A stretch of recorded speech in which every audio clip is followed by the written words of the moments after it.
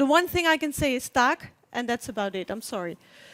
So I changed to English to tell you a little bit about the issues around gender and leadership, what we find in the literature, what are the results from all kinds of years and decades of research, and why it is still that there are so many fantastic women in a room like this, but we do not see them back in the boardrooms of our companies. So, first, just very shortly, something that I'm sure that does not need further stressing in a company like this, but diversity is actually very much a strategic issue. And it is so at different levels, at the level of a society, at the level of an organization, and also at the level of individuals. So, if companies do not use all the talent, they lose out. So the thing is that since nobody has ever managed to show that there's actual differences in competencies and qualities between men and women, chances are that we are with a boardroom full of people that are, and some of them must be false positives, because there might be better qualified people out there that turned out to be the false negatives, that did not get into the room.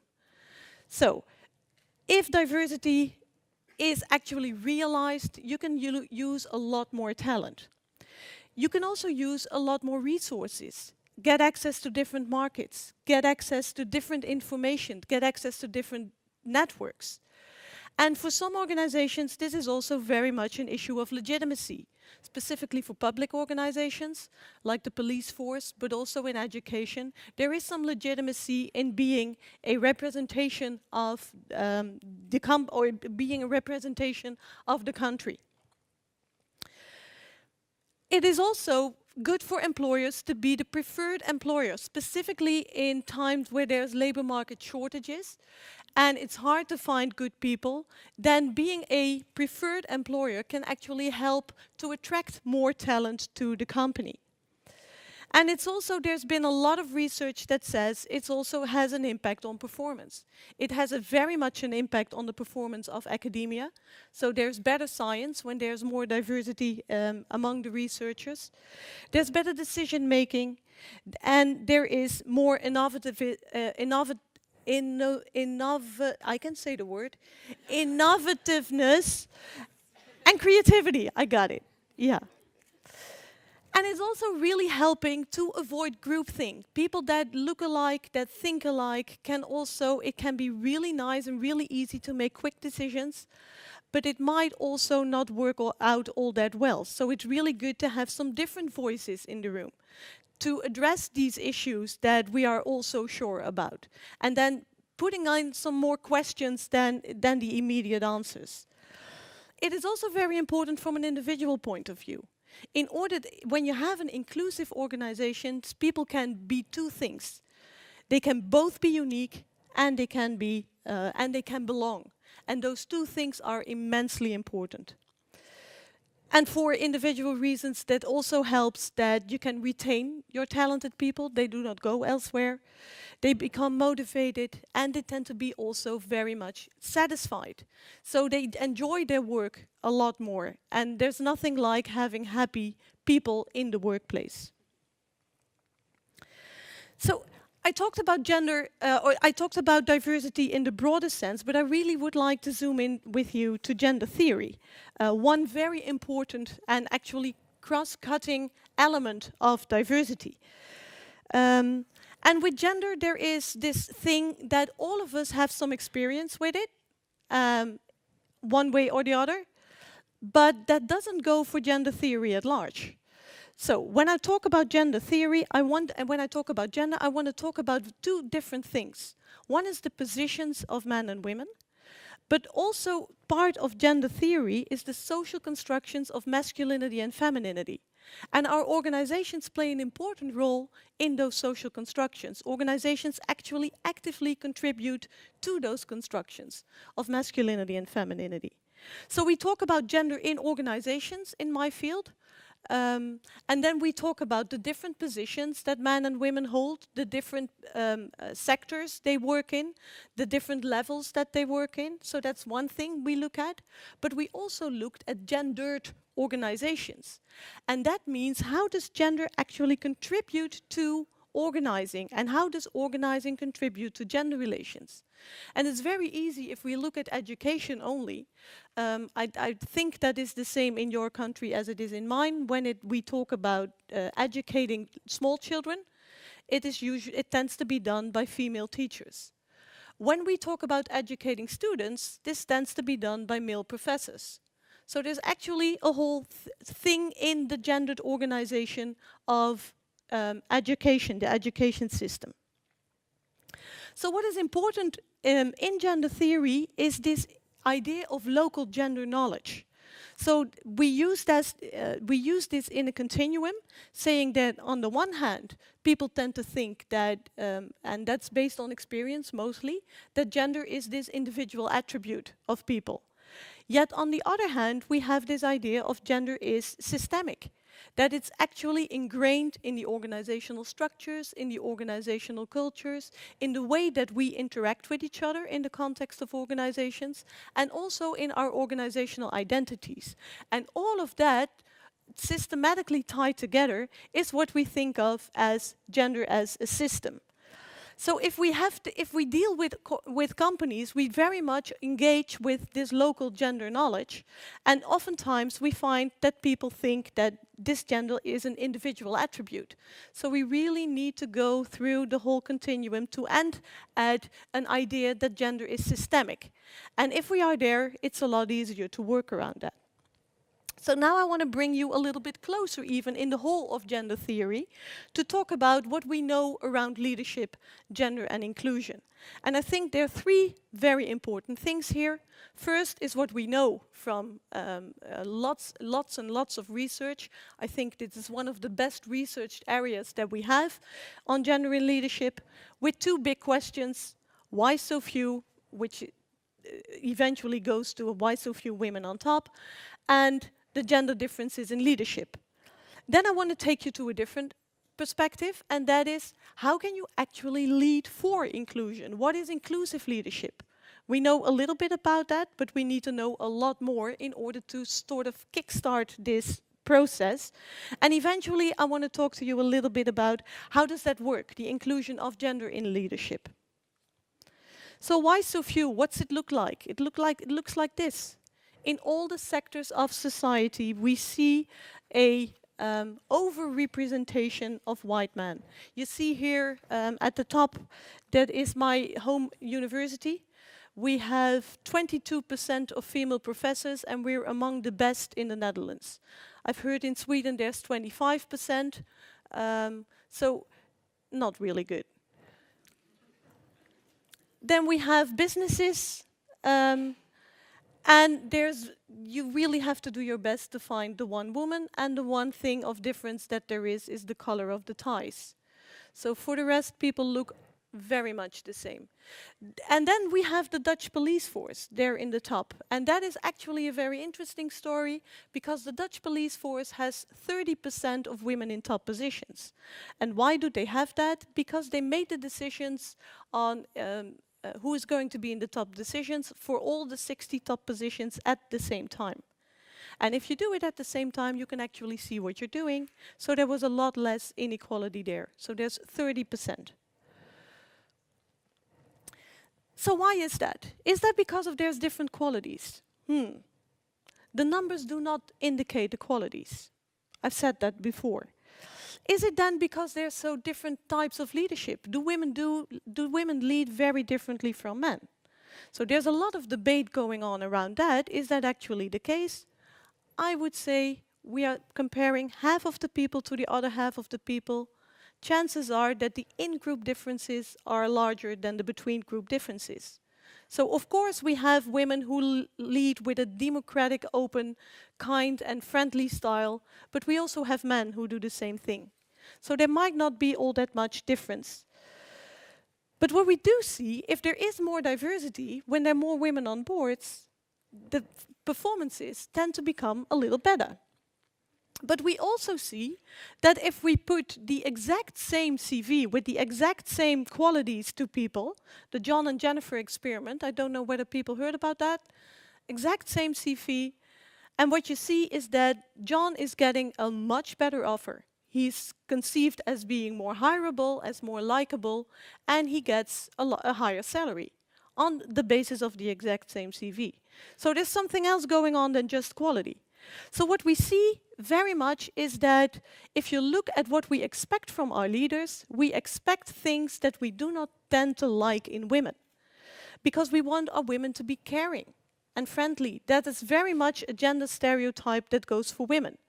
And there is a gender stereotype that prohibits certain behavior from women, and that is actually prohibiting dominant behavior. So, for men, the prohibited behavior is they cannot cry. And it's fairly easy to go by not crying in your leadership position. It's not so easy to get by not being dominant in a leadership position. So the female stereotypes do not match all that well with the leadership stereotypes. So what happens to women who portray this dominance or this, with the police force, they said, what we need from our top leaders is they have to be prominent dominant. And I'm growing a little bit bigger while I'm saying this, prominent dominance. This is not something that you associate all that easily with smaller women. So this is something that actually leads to backlash effects. For women who do portray this dominance, they lose points on their femininity. They're not seen as caring anymore. And in order to get to nice positions, you have to be very competent, but for women something else comes along. They also have to be perceived as being nice. And they have to be perceived as likable. And they lose points on likability when they portray this dominance. So there might be an exception for feminine cultural settings in this portray of gender stereotypes. But even in feminine cultural settings, we see a lot more representation of men in top positions than we see of women. So what's needed to do this differently? One of the things that is very much called for is leadership. And what we see is that what really works the best is when organizations take responsibility themselves. So when there is somebody who is either the diversity manager, when there is a diversity task force, when there is somebody specifically appointed for gender equality, diversity and inclusion, that is the best working interventions. Companies who do that have the best results. And that means that active champions are very crucial. And they have to go beyond lip service. It's not enough to say that you think it's important. People need you to do something, to show your genuine and interest in this. That is why we really need the championing from the top on. And what's also very important is that people at the higher levels are aware, are knowledgeable on how this works with gender and equality and diversity and inclusion in organizations. Beyond the experiments or the experiences that people have for themselves. I've been in so many wonderful settings like this when there were conversations with top managers and they always talk about their daughters. And it's really important. But it's not knowledge on gender. It's not knowledge on how diversity works. It's anecdotal, fantastic evidence.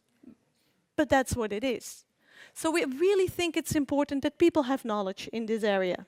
And then that they translate that knowledge to a vision and to a strategy that was actually helpful in their specific organization. Because there's also not a one-size-fits-all solution. If there was, I would be so rich and so famous.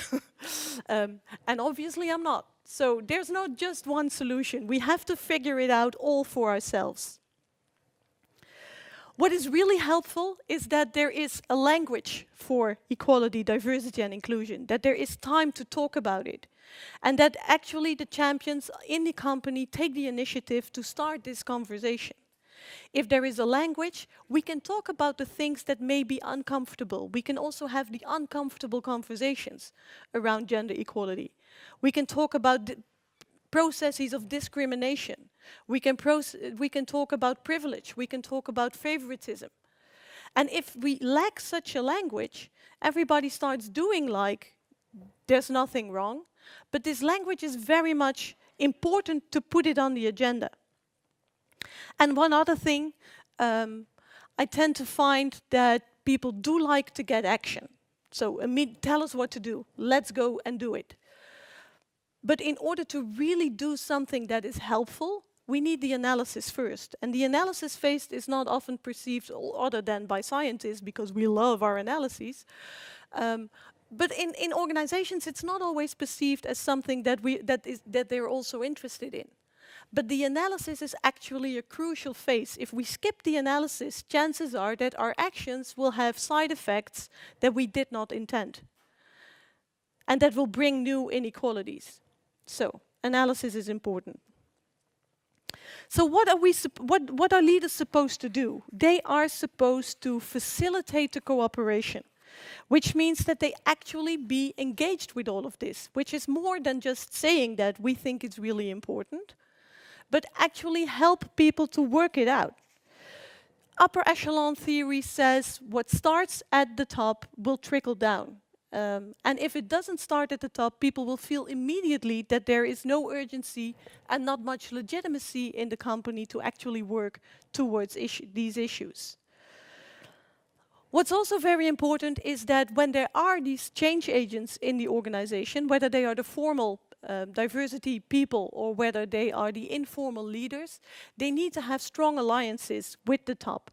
So, and that the rest of the people will also know that these alliances are there. So being backed up by people in the power positions is the most important thing for the people on the floor who actually have to do the legwork to talk to everybody about the importance. And there is this other thing, it's the dancing with resistance. These issues are not always comfortable, as I already said, and they will actually need sometimes a very difficult conversation. So, and as leaders, it's very important that people anticipate this resistance, that they do not push it under the carpet, but that they actually invite people to show the resistance. Because when the resistance comes out, you can actually start working with it. And there's possibilities to address these things. And usually, specifically in countries like ours, I think, and yours perhaps as well, we think that there is so much equality already that the inequality that's left is sort of gone underground. It's become really subtle and very hard to address. So it's also very hard to address to get the resistance out there. But if the resistance is there, it's actually helpful for leaders to make it productive and to start working with it. And then there's this other thing. Time is always a pressure. So there have been moments where we've tried to sort of twist the arms of the people that we needed to work with and made some demands on them that they deal with gender equality. So just organize the obligation for them to do something about that.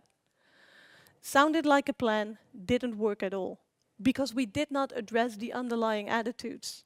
And without addressing those underlying attitudes, people can still say, but I don't understand, and this gender thing is so very difficult. I have no idea where to start, and stop doing it.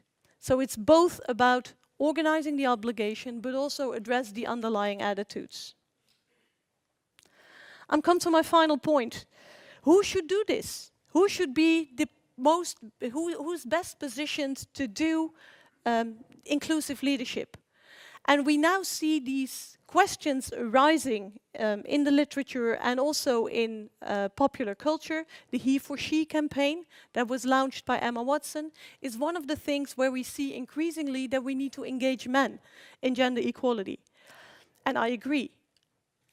But there's also something with that. So the discussion tends to go a little bit like, but we need men to say this because they are well positioned to do it.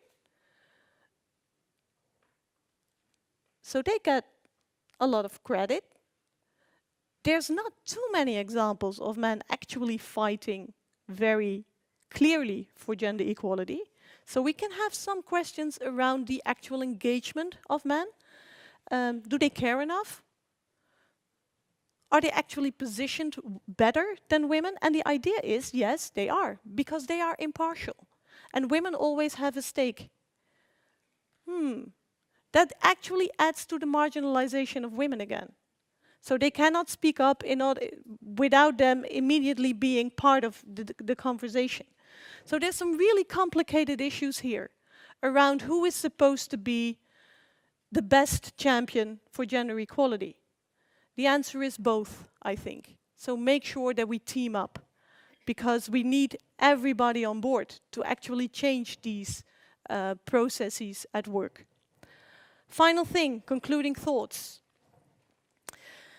Gender equality doesn't emerge immediately over time. If it was, we would have seen a lot more already. So it actually needs work. It takes a lot of effort, and it takes effort from leaders specifically. But it's not that hard either.